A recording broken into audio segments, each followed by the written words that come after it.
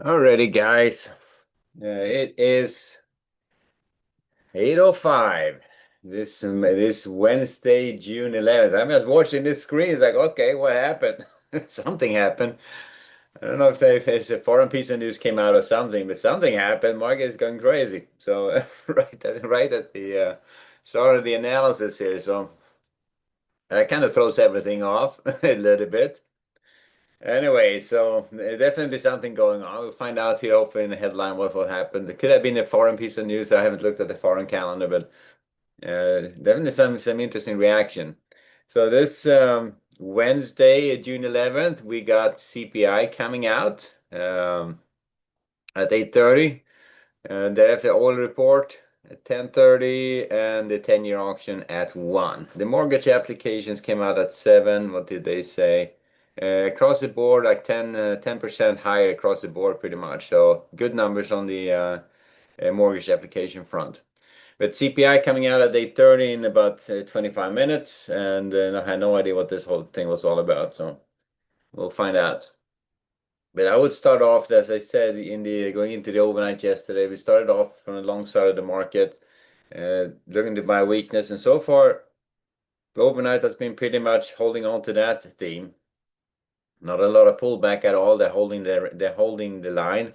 They're slowly grinding up above this resistance area. And you have to say that at this point they've taken it out. So they're taking out this upper area. They can't get quite that traction to keep going, but they are right up here against resistance. So we may find ourselves in like 100-point area of freaking resistance on the way up here. But at this, it's something. The next attractor point, as I said, is going to be up here at the 60-65 level. And then we have the 61-30 attractor point, and then we are right up here at the all-time highs. So CPI could certainly set this whole thing off to the upside or create a little bit of a retracement. I would say yesterday was the day I was looking at potential failure to take out resistance and a pretty good pullback following, but so far it hasn't happened. And they're still holding on to the gains. They're still grinding this. And I'm starting to think that we may have a shot at the actually start taking this higher. So the closest attractor, 60-65. Thereafter, we have the next attractor up here at the 61-30s. So right there, those are the two areas to pay attention to. And once they're up at above the 6100s, I think we are going to be testing the highs at that point. So we'll see how this whole thing shakes out. But I would start by looking to buy weakness, 60-25s, 60-15, down to the 6,000s for rotations back up. Below 6,000, take off the long bias, and we are back down in this lower range again. So 6,000 is going to be right at it's going to be right at this area. So 6,000, actually 6,025 is probably the one you need to, or 6,015 is probably the one you need to pay attention to. Take off your long bias. That is if you want to be a little bit aggressive. So if they came down between the 6,025 and the 15s here and they take out the 15s, if you want to be a little bit aggressive, you take off the long bias. I would probably keep it one more level down to the 6,000 just in case, because it's pretty volatile and it's not a whole lot of range. If we're talking about 25 points, and a really busy day, 25 points could be one freaking bar. So it is not that huge of a range we are talking about. So looking to buy against weakness, 25s, 15s down to the 6,000s for rotations back up.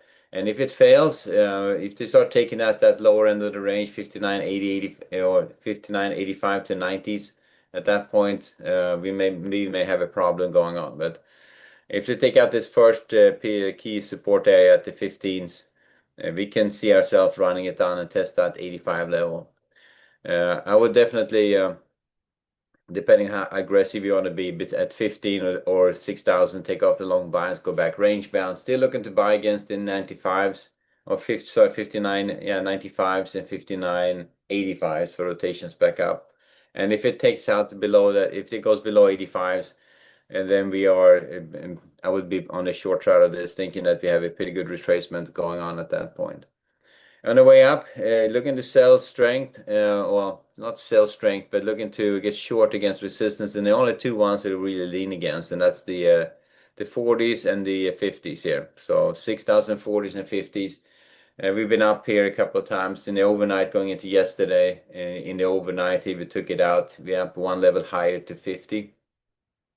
But I would look for short setups just a little, not very aggressively. I'm thinking that the bias is to the upside, and I would favor the long side instead of trying to get short against resistance. Now, there could certainly be shorts up here when they run up and run into resistance and they knock it down. Could certainly be some nice shorts. Just look for a good setup and a trigger before you take a trade like that. Stepping in front of a trade on the way up, I think is probably a little bit too aggressive. I would wait for that level to hold and then get retested and then try to trade then. And at that point, the second time, I may be a little bit more aggressive on the entry, but it's yeah, that just depends.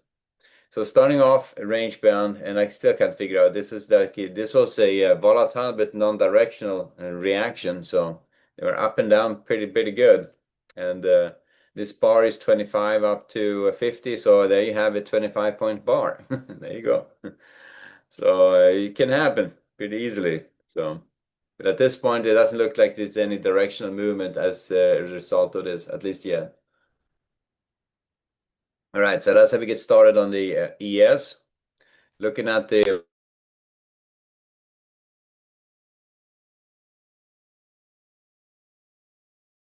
muted myself. Looking at the bonds and Trump deal with China done. Okay, that's what that is. Now that would be well, I'll take that with a grain of salt. We'll have to take that with a grain of salt. But if that's done, that would be pretty good. So let me see here. Nasdaq and the bonds. So bond market kind of drifting to the downside. They're down here at the 112s again. Still not taking out the lower edges of support. So they're down here and look at capital flow, this lower support area. And it's pretty darn range, man. You can see the bigger volume here at the 115.10s down to the 111.20s. Value area, and the lower edge is like 110.24, upper level is 116s almost. So I would say the bulk of the volume is right here in the 115.08 to 115, say 115.16 down to the 111.16. So it's like a 4-point range here where we have most of the volume. And I would just say we are still range bound there. We are down at the lower end of the range, but not necessarily moving lower, well, not necessarily breaking out on the downside, but we are down at that edge, and you can see they've been building volume down here, so we'll see if they're going to try to take it lower. I would start off range bound though. I would favor the short side on the bonds right now and see if they can retest these lows here at the 111.26. But I would look to buy against these, so 12 or 4s or 12 2 to 4. And the 25, 26s here, I would look to buy against those support areas. You head below the 11.26s, just stay on the short side to see how far they can take it. Now, to take out that 11, I have levels at 12 to 14 and 8 and 19 to 20. If these two support areas comes out, I would be definitely on the short side of this, thinking that we are taking ourselves outside of that value area on the bonds. But starting off with a bias to the downside, looking to sell early strength at this point, just against the 12.12, the 12.18s, and 12.24s for rotations back down. Above 24s, take off the short bias and go back range bound. On the Nasdaq, pretty good reaction there too.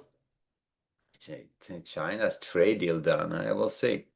We'll see if they're going to hold on to their word there. So looking to buy weakness on the Nasdaq as well. They are in a pretty strong position right now, and you can see Nasdaq. They took out that lower edge there, right up here against this upper area. They've been stalling here for a bit. It looks to me like they have taken it out as well. And we are looking at look how close we are to the highs, 22,300. I'm thinking that we may see them run right up here and test these highs. It's not that far away. So starting off on the long side, let's see how far I can take it. On the Nasdaq, two levels to pay attention to. The lower end is the 730s. If that comes out, look for a potential retracement trade all the way down here to the 550s. And if the 550s comes out, we are back in this lower range again. So that would be, I would be on the short side below the 730s. See how far they can run it on the downside.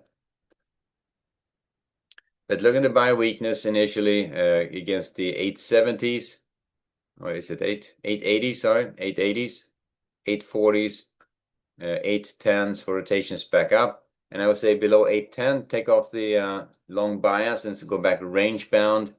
And I would say below that 730 I talked about, where is that? So this here is like 720 up to the 752 support areas. If both of these support areas comes out, I would be looking for potential retracement trade to the downside. So looking to buy weakness at the 880s, 840s, 810s for rotations back up. Still looking to buy against the 750s and 720s here for rotations back up. But if both of these comes out, I want to be back on the short side and see how far I can take it. And on the way up, looking to get short against the resistance, 960s and the 22,000s for rotations back down. Getting short against 930s, pretty aggressive. I'm probably not going to do that, but 960s and the 22,000s definitely could be short setups against them, just not very aggressively. Looking for short against those two. So there you have it on the Nasdaq. So both ES and Nasdaq starting off in a bias to the upside. See if you can hold on to this. Now remember the CPI number could certainly it's turning everything upside down. So it could certainly be a reaction one way or the other. But I think the overall CPI reads are getting smaller and smaller and less relevant. So I don't think it's going to be a big reaction unless it's a big surprise. But I don't think it's going to be a big reaction one way or the other. I may have to eat my words. Who knows? But looking at the gold on the way, slowly grinding to the upside.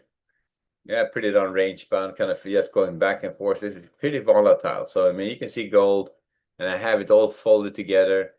Difficult to see the volume right now. This is getting you have a pretty clear volume edge here at the 3400s, and now they're going back and forth between 3400s and down to that 3280s, and you have a decent volume edge here at the 3350, and that's the one we are trading around right now.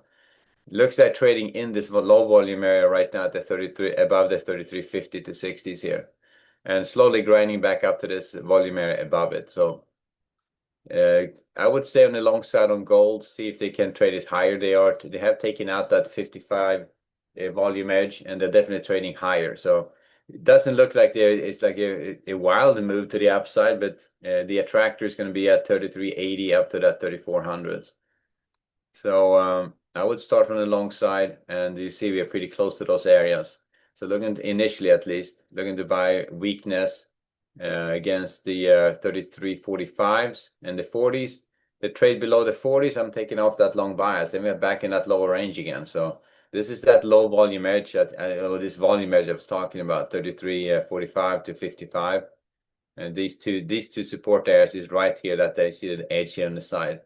And that's the if that edge, that volume edge right there, if they trade below it, below the 45s, we are back in this lower range again. If they hold and they keep going, we have a good shot at getting up to the 3380s. So that's what's going on there. So I would stay on the long side. The trade below that, the 45s and the 40s, I'm taking off the long bias and going back range bound. And for short setups, there could be short setups on the way up. I mean, it's against the 58s, 65s, and the 70s for rotations back down. It's just a little bit difficult to nail them down. Since we are in the middle of that low volume area. So once they go above the 78s, I think the path is clear to head up to 80s, maybe even to 3400s again. So looking for shorts against the 64s, against the 69s, again the 76s for rotations back down again. Yeah, it's not a little bit of caution since we have a slight bias to the upside on that. And then oil, finally oil. Look at that thing. They were down here yesterday, and now the overnight is right back up again. So oil is starting to get a little bit crazy here. So moving back and forth. Pretty good moves on oil. And we'll see if that's going to keep going that way, or um, let me see oil here. The capital flow on oil is, as you can see, slowly grinding higher. And here is our we have a couple of small distributions higher. We are up here against that lower resistance area right now. A tractor is going to be about a point higher. So 66 bucks or 66.80. Pretty close to that edge right now. And we'll see how far it can go. But oil trading higher. Short-term uh, demand increase, I guess, is what's driving this. As supply catches up or supply gets announced, probably going to be coming right back down again. But at this point, that's kind of the what I think. It could also be that Ukraine-Iranian situation, the Iranians, if that's not working out, it looks like it's working out, could be what's driving oil higher as well. In other words, if they end up bombing Iran, the Iranians for to get rid of the nuke program, it's probably going to hurt the oil supply in the short term. But it's hard. I mean, I don't, I haven't, it not a, it could be one or the other or all of them combined driving oil higher, but it is trading higher and we trade what we see. And so starting from the long side, we're going to buy weakness, 65.70s, 65.20s down to that 64.60s for rotations back up. Pretty good support area down here at the 64.60s now to lean against. So looking to buy against support for rotations back up. And if they take out the 66.30s here, just stay on the long side, see how far they can take it. So that's oil traded from the long side of the market. Not going to be very aggressive on the short side on oil, not in the short term at least, since you get these kind of moves to the upside. That just means something is going on behind the curtains. All right, so that's oil and gold. Gold slight bias to the upside. Oil traded from the long side of the market. Back to the ES. And pretty much where we left it. Big volatile, but not directional reaction on ES and NASDAQ. Let's see how that piece of news shapes up. By the end of the day, if that's still the case, that they had a trade deal with China. I've never heard a deal go that fast with China, if you know what I mean. They're never that easy to work with. So we'll see. Anyway, we'll wrap it there. So good trading. We have news in about 7 minutes. That's the CPI coming out. There could be another volatile but not directional reaction coming out. If we get a surprise number and get a directional move, just look for that Newsday trade setup, and then as you get the first balance bar, and look for the direction out of it. All right, so that is how we get started. Good trading, guys, and I'll see you back at 11:30. All right, guys, later.